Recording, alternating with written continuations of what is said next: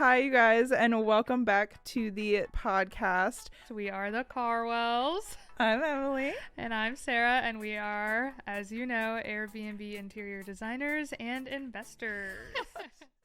All right. Welcome, everyone, back to the Catch Up with the Carwells podcast. Today, we have two of our favorites. If you guys follow us on any social media, anywhere, you know that we hang out with Maddie and Skyler more regularly than almost anyone else in this space. And it's been way overdue for us to bring them on and just catch up with their journey for you guys to listen in on. So welcome, Maddie and Skyler. Thank you. We're so excited. Yeah. Hi, guys. All right. So every episode we started with an Airbnb horror story. So before we dive into any of the juicy questions on where they're located now and what they're doing in their neck of the woods and in their business, let's kick it off with an Airbnb horror story because I know you guys have one.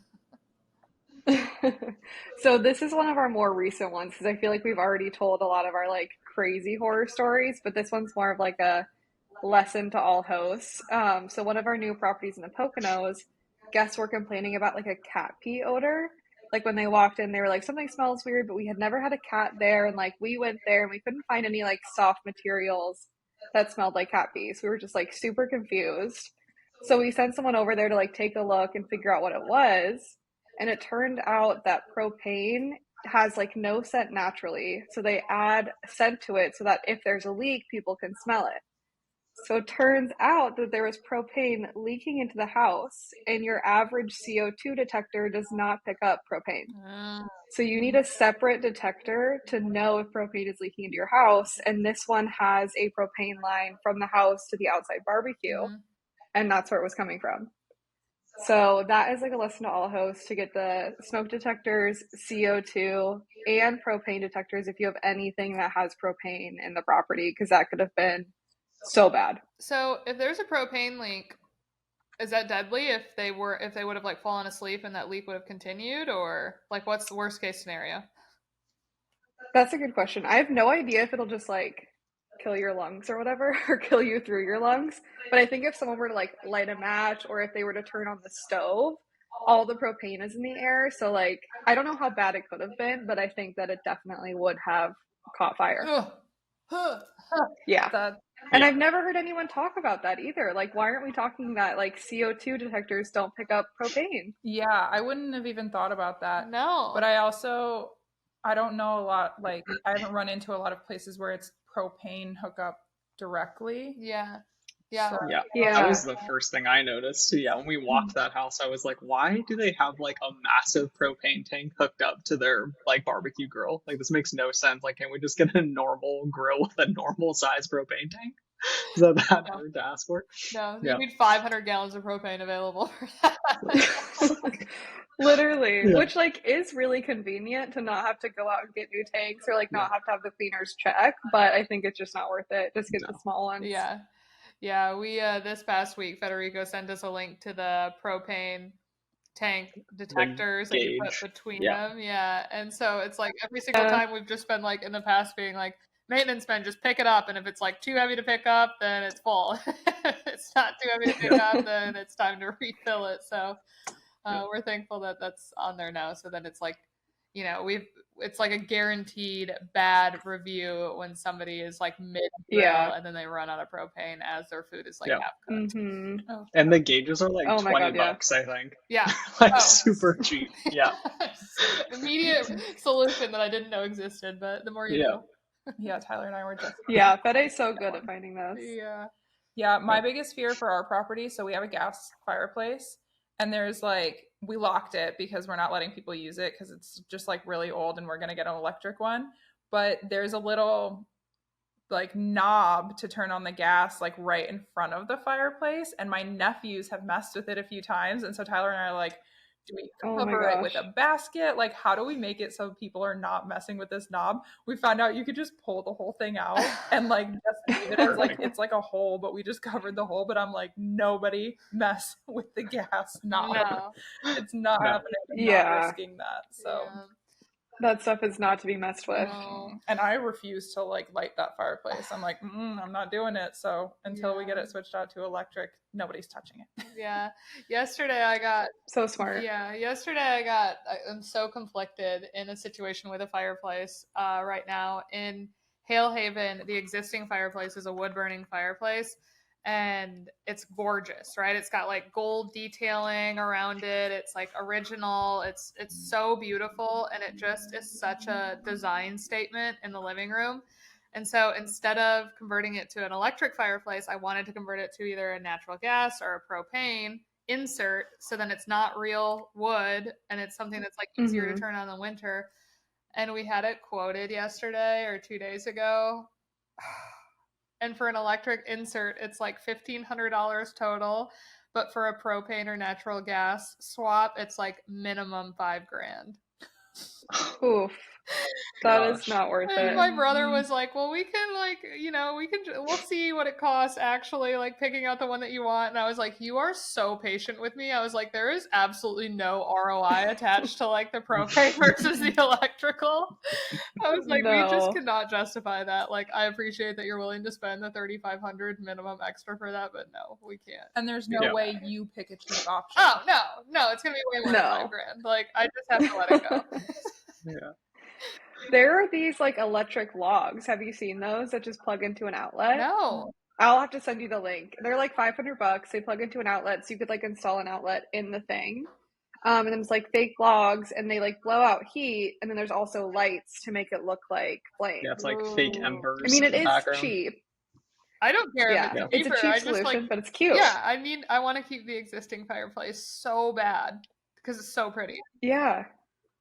I'll send it to you. It's cute. We used it in Big Bear, and we also used it at the Socrates house. Beautiful. Yep. Yeah, if that's a good solution, that's what we're doing. Because I'm about ready to stick a space heater in there at this point because I want to keep the fireplace so bad. I know. Fireplaces just freak me out though. Yeah. In rentals, I'm so nervous about like we have it's like a heavy duty lock that we put on ours because when you did the zip tie or whatever and somebody cut it and then burned your fake wood, I was like, that's not happening to me. Oh. No way. Yeah.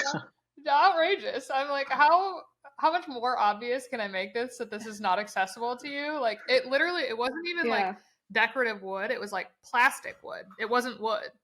And then we like had wire, and we had like twisted 2 wire ties around the handles of the fireplace to like make sure. And then of course on the listing put like, you're not able to use the fire burning stove. And no, we had a group of people that got drunk and they untwisted everything and then burned the plastic inside, and then went outside and got wood and brought it in to put over the plastic and kept burning it. And I'm like, oh my God, why?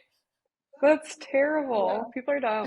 Heavy duty locks from here on out. That's right. Yeah. Smart. Chaining that shit shut. Oh, yeah. Literally. All right. So you guys, when we first met you, were living in California. So much has happened since then. You were living in California the last time we brought you on this podcast, and we've gotten to kind of run alongside you as you guys have shifted your entire business and your entire life. So talk us through what the last year has looked like for you guys. Yeah, so last time, yes, we were living in California still. We had what I think just sold our Big Bear property, or about to, I forget. Before. Right, yeah, right before. We were living in Redding. In Redding, yes. Okay, so so since we talked last, we have now sold our first property. We purchased our first property in Big Bear, sold our first property in Big Bear over the course of like a year and a half of holding it. That was a great opportunity. We were able to kind of like run it through the high season, and then kind of caught wind of like that whole COVID Big Bear situation where the real estate prices just kind of got absurd. And so we were able to sell that home, and doing the math on the sale of that home, we were able to pretty much make about 4 to 5 years worth of like Airbnb profit we would have made on that house selling it when we did. So that was kind of like the financial decision that we had to make, and that kind of now skyrocketed us to go do other things. So from Big Bear, we still lived in California a little bit after that, in Redding, and then we ended up driving all the way across the country and relocating to Upstate New York. So now we live in Hudson, New York, which is about 2 hours north of the city. So really what took us here was had a couple of clients that started to purchase properties here in upstate New York, and we were doing everything remotely. And Maddie visited here a few times, and I came to visit here a few times with her, and we actually just kind of like started falling in love with upstate New York in general, and then realized there was, a really great opportunity for real estate and just short-term rentals in the area. So yes, we've been living here now for pretty crazy almost a year. In October it'll be a year. Lots and lots of travel with our Michigan neighbors, and ultimately are trying to get our feet on the ground still, growing the portfolio here, working with clients as well, and then seeing what else is out there here in Upstate. Crazy. Yeah, we had this idea of like creating a brand of short-term rentals and having a bunch of different properties, and not only the properties, but selling things in them or doing events. And so we were always like had this idea, but never felt like anywhere in California could like substantiate it. So when we came to New York, we were like, there's plenty of deals. There's really good deals. There's a lot of like area that we can spread. So we were like, oh, this is perfect to like take our business idea and launch it here. Yeah. Yep. That's a big change from California to New York. Like that is no small jump. Yeah. You guys went through your first harsh winter. Mm-hmm. Although it wasn't mild, according to locals. Harsh for you, probably. Harsh for us. Rude awakening. I think we don't get the worst of it. I think here, like in the Hudson Valley where we live, it's worse when you get closer to Buffalo, but we're like 4-ish hours away from like where they get crazy snow in New York, thankfully. Yeah, absolutely. One thing I do think is worth mentioning, and obviously the episode isn't up anymore for anybody who's like, we're referencing the last episode, but you can't go listen to it. But thankfully, if I remember correctly, Maddie, you were still at your full-time job at the time that we had you on the podcast. So could you talk about leaving your job and your decision to do that? Because I think people love hearing about like that ability to do that. Yeah, I totally forgot about that. Number one. It seems like it was like 10 years ago. But yeah, so I was at a full-time job working in skincare, specifically building up marketing programs from the ground up for startups. So I was at a skincare company for a while doing contracting, and then my full-time gig was doing that same thing for a hair care company. And what happened is around the time I was really looking to like leave my job, the startup that I was working for went under. So like they were like, the company's not going to exist in a few months. Like this is what's happening. So I was like, oh my God, this could be my opportunity to like go full time into real estate. But I let myself chicken out, and I went back to my job before that and started working full time there. And then same kind of opportunity with TechVestor and Superhost Labs. They approached me, and in my mind, that was going to be like the entrepreneurship opportunity that I've been craving. But ultimately, it was like trading the skincare job for like a different type of job. But that was a really nice transition to like, I learned a ton. I got a taste of entrepreneurship without the risk. Met you guys.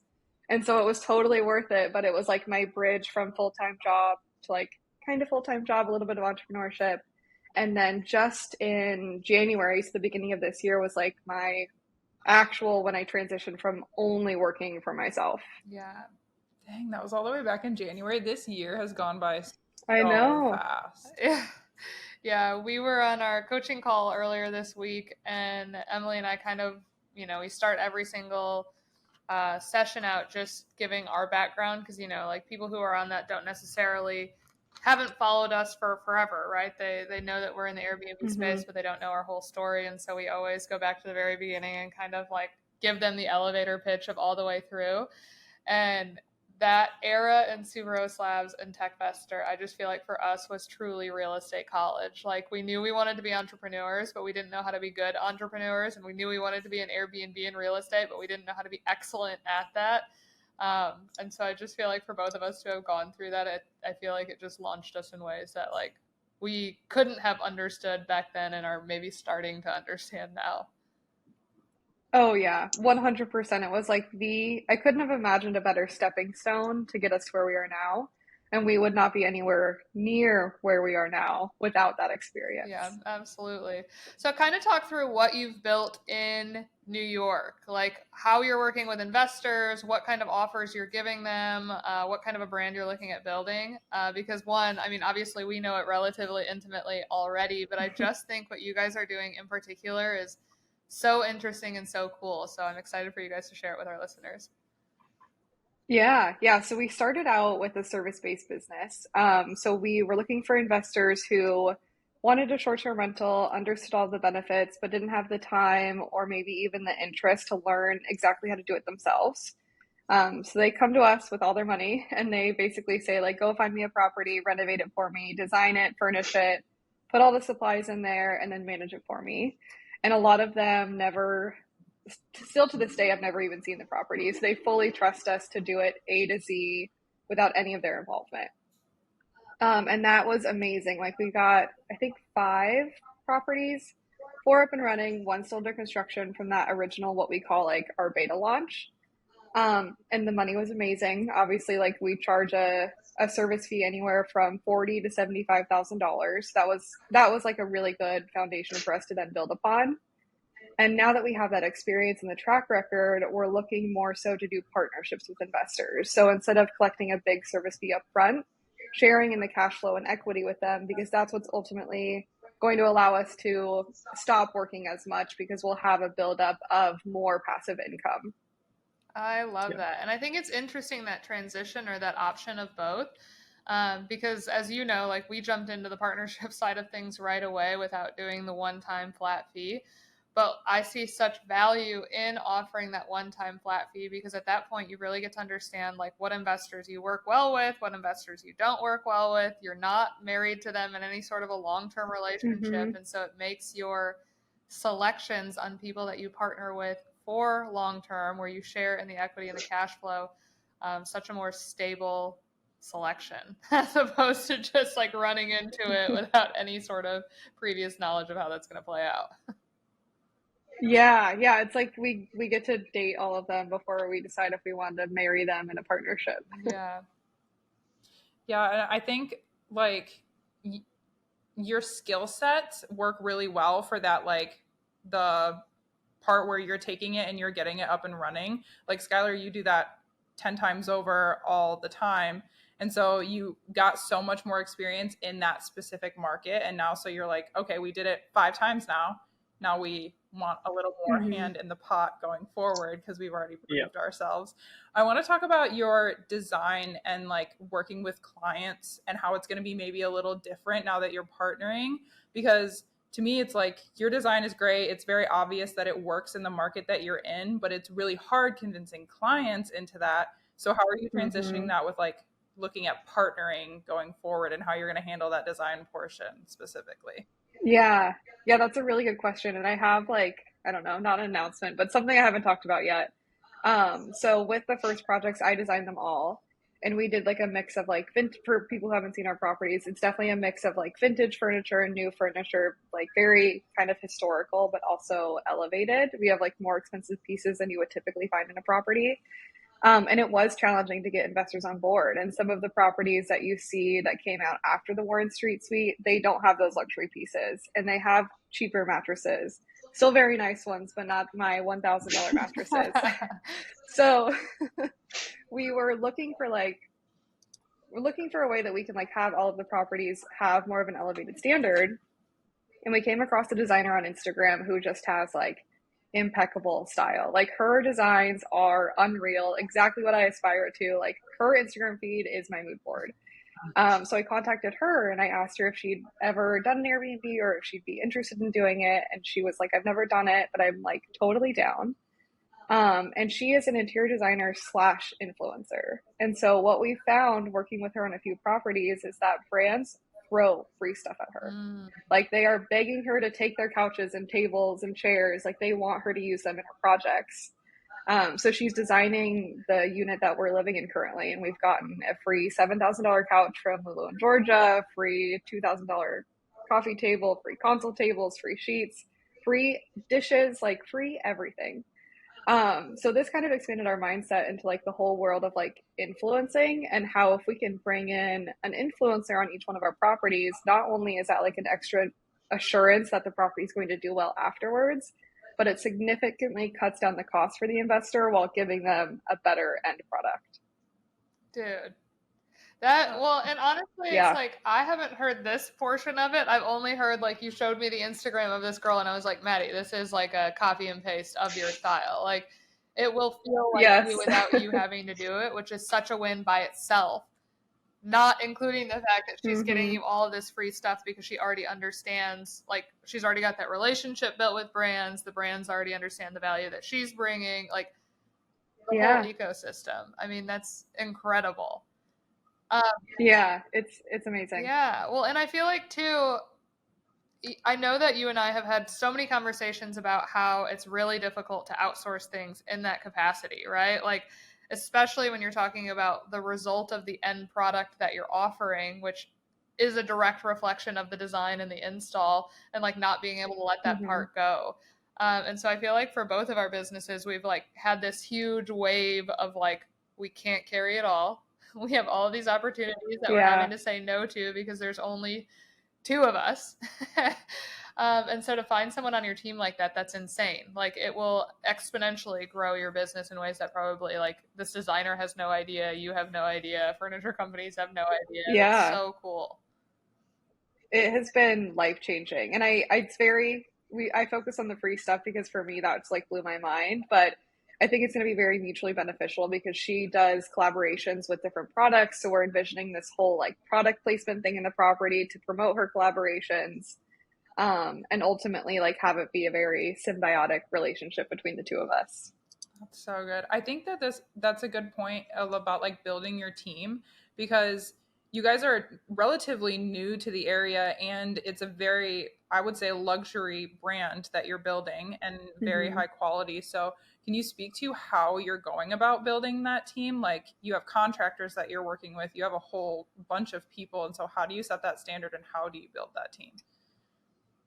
Yeah, that's something that we're actively going through right now. I think I was of the mentality up until we visited Sarah and Ethan for 4th of July and we talked for hours about this subject.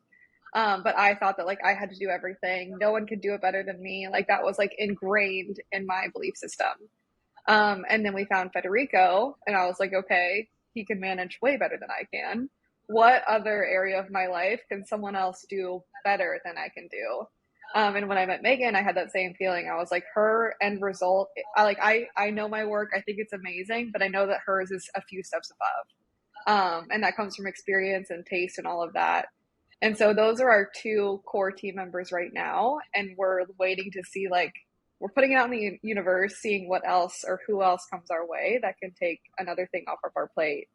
And Skyler can speak to the renovation and construction side. Yeah, I feel like with construction and renovation, it's always just like a work in progress, to be honest with you, especially when you go to a new market. I've had this conversation with Maddie several times, but I feel like when you get into a new market, and especially when you're working on like that first ever renovation project, that brand new contractor that you're using, he like owes you nothing, right? Like they don't know what the potential work is going to be like in the future. You can maybe tell them like, oh, I have this property coming up. I have this property coming up. Things like that can maybe soften them up to be able to work with you in a little bit better of a capacity than like a normal client per se, but it's always a work in progress. So even here being in upstate New York, I mean, we have one relationship with a contractor that we've used on 2 or 3 renovation projects so far. I would say he's good, not great. There's things that I didn't like that he did. There's things that he did that I think he went above and beyond for, but I'm sure a lot of people have those types of scenarios with the contractors that they've used also. So I think depending on the workload and depending on the volume that we're able to do over the next year, we can really start building out like a list of several different contractors that we can pull in. And in particular, I know we haven't really delved into, like, we have this potential lake house deal here in upstate New York, and I'm already thinking about the type of project it's going to be. It's going to need someone that has maybe more of like an artistic mind to them as a contractor as well, because we're going to need some help with figuring out what's the best placement for like a couple new bathrooms we want to put in. Like, what are different elements that a contractor can bring in where they're not just going to be yes man in terms of like, hey, I need this done. Maybe it's someone that has a little bit of knowledge about particular subjects and also has like the creativity to be able to tell us, hey, this is going to work in this way. You guys should not do this and do this. So thinking about those things and thinking about just our connections here in the Northeast, definitely going to need to, figure out the general contractor things as projects come up. It's really difficult to navigate those waters until you have legitimate things in place for them to work on, or else you're just going to be someone that's taking up a few minutes of their time over a phone call. Yeah. Well, yeah. I feel like speaking of the, oh, sorry, no, Sarah. go ahead. Speaking of the Upstate Lake House, I feel like that's the first project where we've had all of our new team members working together. So we have John, who is our mentor, but who we've also partnered with to help us raise capitals in like a sales way. Megan's designing, Federico will be managing. And I think at first we thought of all these things as costs. Like, this is expensive, we're giving up equity, we're paying this person that much. But in reality, every single investor call that we get on, they are blown away by the team. Like, we show them Megan's Instagram, we show them Federico's expertise, John is on the call with us. So it's actually helped us raise capital for the Upstate Lake House, which is an extra benefit that I was not expecting. Yeah, you've got the infrastructure built. Like, that would, I mean, yeah, you put yourself in the investor's shoes and you're like, they don't know you intimately, right? Yet. Like, so for them to see that you've got all these systems put in place, like, huge value add. Now that you've been in the upstate New York market for a minute and you're starting to rinse and repeat there, and you're talking about, how difficult it is to find boots on the ground that you think are worth rinsing and repeating with, when you think about your future, everybody who gets an Airbnb is like, oh, I just want one Airbnb in every single location that I want to travel to. Are you like, no, we're going to double down in New York and we're really going to build out this team and then travel beyond? Or are you still like, okay, we're going to dabble here for maybe 1 or 2 more years and then like move on to a new market? Yeah, it's not something that we've talked about together, but I think in my mind, I see us focusing on upstate New York for maybe another year or 2. Upstate New York is so big, and like a lot of people will argue over what qualifies as upstate, but for me, it's like anything outside of Manhattan. So there's so much, and then excluding Long Island. So there's so many places for us to go, but I think how we're building our systems is in a way that we'll be able to we can pick it up and say like, okay, for the love of upstate, had all these systems, now let's do like for the love of Maine. And we can just copy and paste every single thing we've done in upstate. So although we don't know where we're going next, we're preparing for that move wherever it may be. That's so smart. Yeah. I mean, I would agree completely. Maddie says we don't talk about it, but I've been the one that's more like, I want to go nationwide immediately. And Maddie's like, let's focus on upstate, which I totally get. Like, even just going back to what I just said about building out, contractors in particular markets, I think that's like one of the hardest things to do. And if we can stick in the same market, we'll at least be able to build these types of relationships with the right people over time. Yeah. And you guys have opposite skill sets, which makes you so lethal in this space. Like, the things that Maddie is excellent at are polar opposite of the things that Skyler is excellent at. So watching you guys like starting to really start to align on something together, I just can't even imagine what it's going to turn into over the next couple of years. It's been amazing. One other question that I know our listeners have, that we've gotten multiple times in our circles, is how do you find investors? And everybody's got kind of a different magic to it. So do you guys have any insight into how you're finding these investors and how you're developing those relationships? Yeah. I think for us, what held me back from raising capital for so long is not knowing who those investors would be. And then Sarah, you and all of our friends were saying, just find the deal, put it together, and then the investors will come. And I was like, no, I don't believe you. You're wrong. But that's exactly what we did. We found the deal. We made just a 2-page Google Doc that outlined everything. We had our pro forma. And then we posted on social media and we're like, hey, this is the Upstate Lake House. We're raising capital. Let us know if you would like to be involved. And we had a ton of people book calls, but ultimately the people who have decided to invest are like so unexpected in the best way. We had a call a few nights ago. Skyler, if you want to talk about that. Yeah, we had a call, and yeah, I think John has mentioned a few times, like, investors are probably the people that are like right under your nose the entire time, which is starting to be really, really true in this scenario. So yeah, in addition, we just are launching our mentorship program as well. And so through that, we've had people sign up for calls, and I had started posting more on my personal Instagram as well, outside of the Skyler and Maddie account, which I didn't know if anything was going to come about by posting to my personal story. And honestly, I would say at least 50% of our calls have come from Maddie and I's like personal Instagram accounts, which is already the most surprising thing in my head. And then on one of those calls, it happened to be like one of my good like college friends. Like this is someone that like in our college days like went out drinking together all the time, like had some really fun times. And of course, with the pandemic and everything, like we have somewhat lost touch over the last like 3 or 4 years. But I really tried to call out people on my personal Instagram with like an asterisk saying like,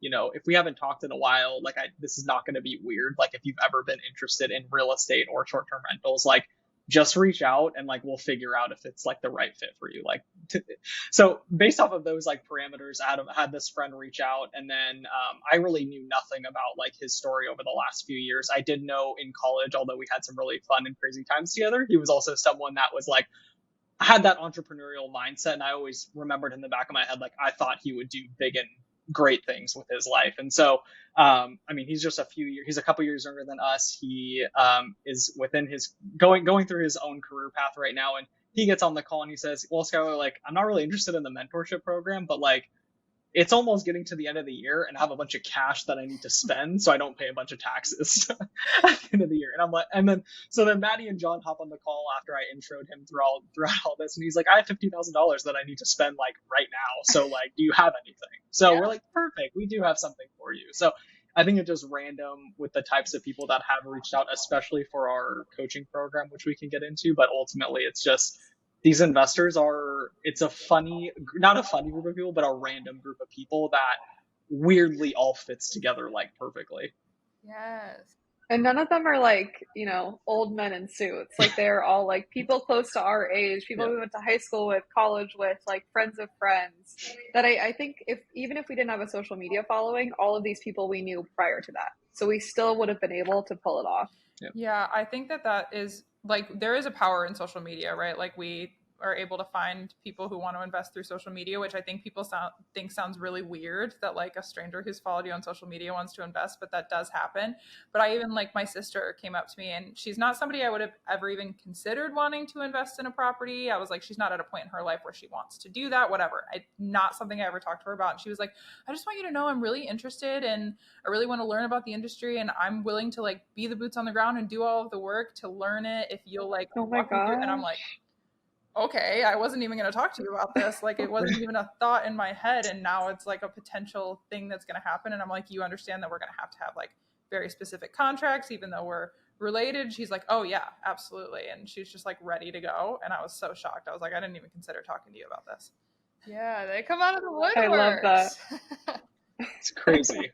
Yeah, it's so random. I know. I feel like that's almost even on our end too. Like, it's hard to get into the mindset of like, even for me, I struggle with posting social media like content all the time, and I haven't done so in the last like couple years very often. And so this last week of like being really active on social media is way out of my comfort zone, especially on like my personal Instagram. And so just seeing how this week has gone for me, and then seeing like the types of people that have been in my DMs, it's pretty rewarding. Like I think on like our second potential coaching student call, like I was at the end of that call, I was like literally just like giddy, and I couldn't believe it. I was like, what am I feeling right now? Like this is weird emotions. Like I did not like it, but it is amazing to just like hear other people's stories and like the reasons as to like how and why they're connecting with you over just like a few videos that you've posted. Yeah. Honestly, like, I mean, Emily and I used to fangirl over you guys before we actually met you. And Skyler, you were the main one posting at that point, where you were posting like all of these hilarious videos. And then to like meet you and find out that you're like, oh, I feel so cringe about these things. Like, I feel cringe about the content we make. And I like, you know, we've talked in depth about this, about how we can't like listen to ourselves back. We can't watch the videos we post. Like, we feel so like, just I get the ick about myself in posting these videos, but at the end of the day, it's like everybody's ick. Like everybody has to either go through that cringe or just is cringe as a human in general, and to just like have the confidence to just like push through it and just be like, this is going to help someone. Worth it if you're on these calls and you're actually seeing the impact that it's having. Like if you've got an end goal in mind.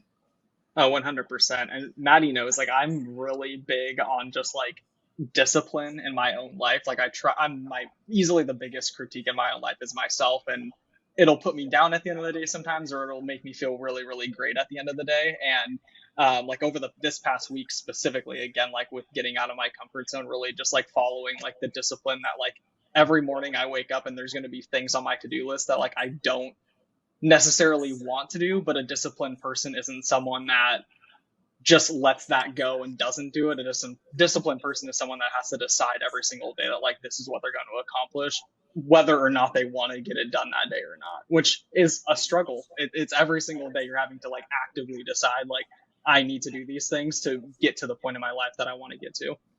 Yeah. We can start transitioning into your guys' mentorship program, but I think, Skyler, you're going to be so shocked at the end.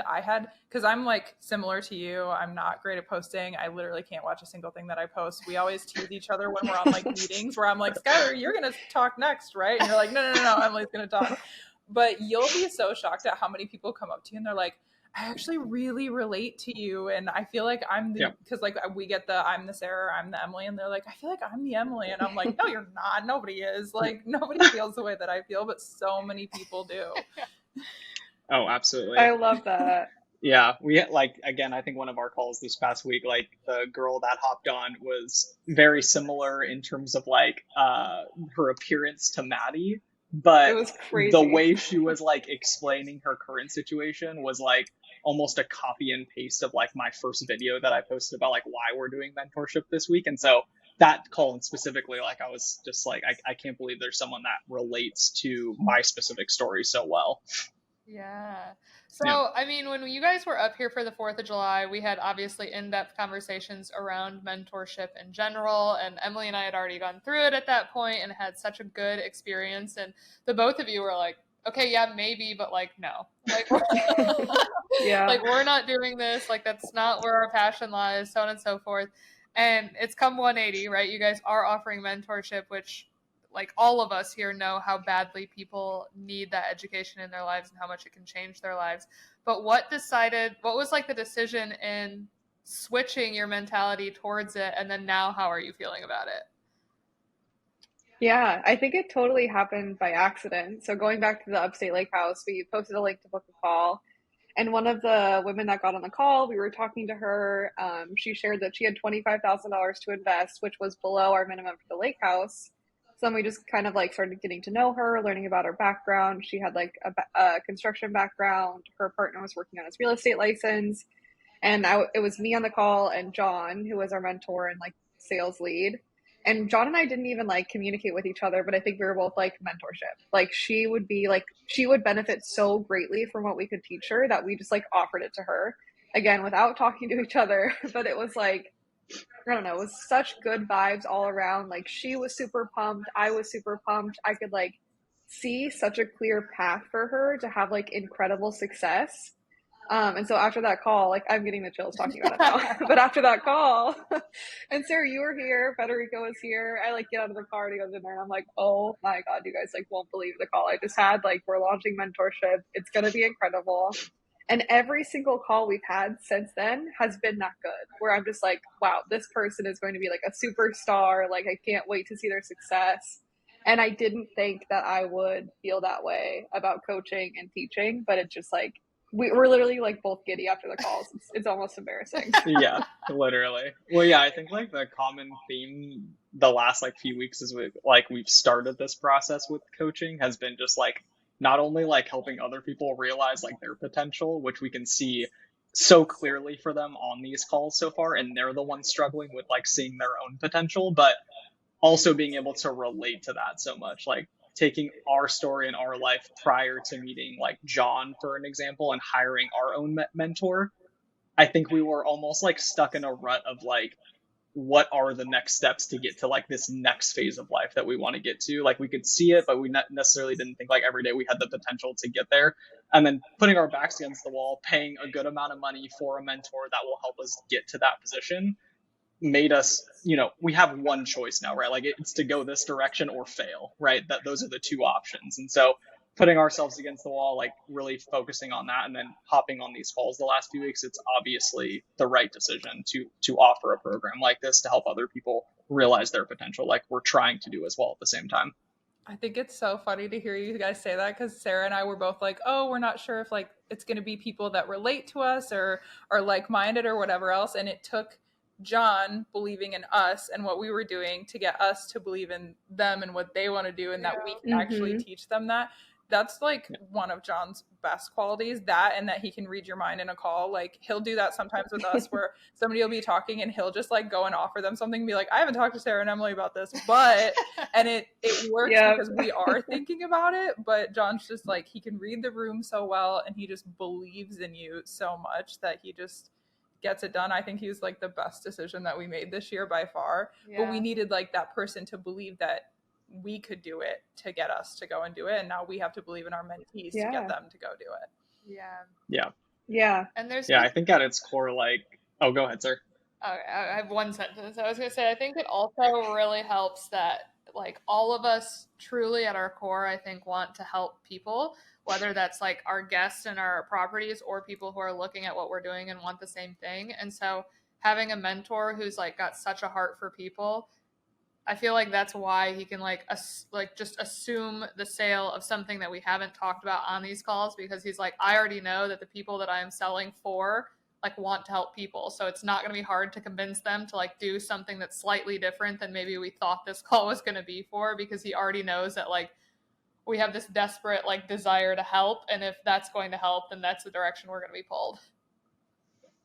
Oh, 100%. Yeah, I mean, I think mentorship, like, at its core can be extremely cringy, just like the idea of it. And that's where my brain has been for the last, like, 5 years. But also, I think on the flip side of that, like, I'm also someone that paid a ton of money to go to something called college. And I really didn't get much out of that either. So I feel like, especially looking at the prices of, like, a standard mentorship program, especially in, like, the short-term rental space, like, if you are listening to this and you're on the fringe of like, should I do this or not?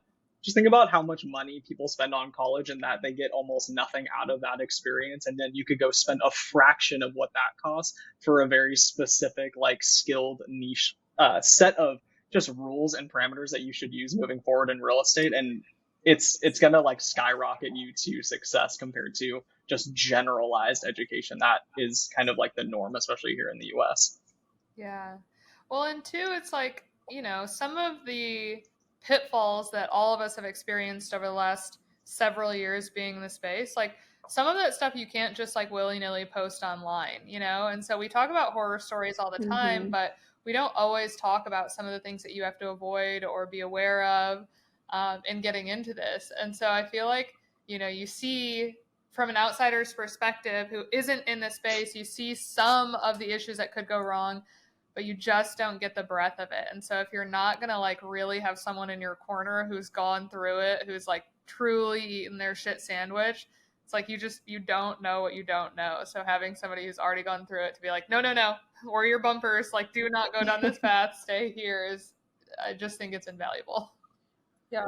Yeah, it's changed our life. Yeah, I thought like when Sarah was talking about how John was like reaching out to us for like a year to offer mentorship, in my head, mentorship was like motivational speaker type stuff. And that was like, there's a whole market for that. And there's people who do that. That is not me. I am not like stand up on a stage, be a motivational speaker kind of a person. And so when Sarah was like, oh yeah, there's this like mentorship thing, I was like, absolutely not. Like I cannot do that.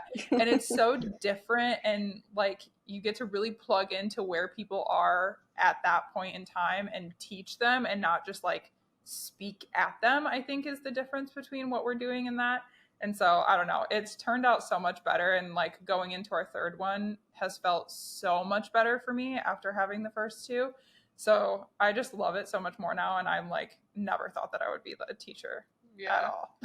We got off our call on Wednesday and Emily has never like looked, sounded, been more confident in my entire life. And she's like on the call and I'm like, I love that. I'm like, she's preaching to me. Like, I think I'm like sitting down, you know, I'm like the one that always has like my 2 cents to add after whatever Emily's saying. And after each slide, when she was like preaching her heart out, she's like not clicking to the next slide, like waiting for me to have my 2 cent follow up. And there's always something. I literally have nothing. Like I'm just over here speechless, like trying to hold back tears because I'm so proud, like just so obsessed with what we're doing. So I'm just so excited to watch you guys have that same thing, because like your skill set is a little bit different than ours, but so similar to ours in a lot of ways. But just the like never ending desire to like make the world a better place. I think that's why we're in this position now, and we feel so called to do it. And people need it, you know? Yeah, absolutely. Well, yeah, guys, there's going to be like grandfather. I was thinking about this the other day. It's like John has mentors. John's mentors have mentors. And like, it's going to be funny when eventually like one of our coaching students starts their own mentorship program, because then it's just going to be like another generation of like the mentorship. Like I was thinking about that the other day. I just thought that was so funny. Maybe they'll tell the stories about us like John tells about his mentors. That would be cool. Yeah. It's a giant pyramid scheme, and it's fine. Literally, yeah. It's fine. And that was like one other thing I was going to say too. I feel like people also, when they join a mentorship, like it's 100% you need to know it's like not the end all be all, right? Like we're here to like provide the skill set and hopefully provide you like that first opportunity to like start doing this thing in some capacity, right? But like I think people also need to realize, you know, even for us, like we paid someone a lot of money to teach us like to have the confidence to like get out there and do this stuff. But by no means is that person going out there and making us rich, right? Like we're the ones that have to take those learnings and put them into action. And then again, cross your fingers and make sure like you do everything you need to do and hopefully it works out. But ultimately, like mentorship is just like that skill set that you can provide for someone else. And then they have to, you know, take those tools and run with them. It's not going to be something where, you know, you pay X amount of dollars and you immediately get, you know, a huge reward from that. Yeah. Unless they're doing your other offer and it's all of a sudden passive for them, but that comes up exactly a higher price point. Yes. Yep. Well, guys, we are already over 45 minutes. I told you we'd keep it to that, and you know that we have no ability to. But for our listeners, I mean, I know that you guys have watched us really grow alongside Maddie and Skyler, and I think that, you know, a big reason why we have this big push of outreach and mentorship is because we've watched how much our community with each other has changed our own paths. You know, I think that all of us maybe undervalued community from the get-go, and that has honestly been the biggest pivot in all of our lives that's had the biggest impact. So we've always joked about having a cult. It's the beginning of that in the best way possible. But we just appreciate you guys so much. For our listeners, we hope that you learned something today. And if you are considering joining either of our mentorships, just know that we're coming from a place of truly wanting you guys to have the freedom of time and freedom of finances that we found in short-term rentals. So we hope you join. Ours or theirs, doesn't matter. It's going to be about the same exposure. You'll meet us all either way. Yeah. You'll meet us at either graduation, either way. So, so true. Well, thank you guys for coming on and sharing some of your secrets with our listeners. And for our listeners, thanks for listening to another one. We'll catch y'all next time. Bye.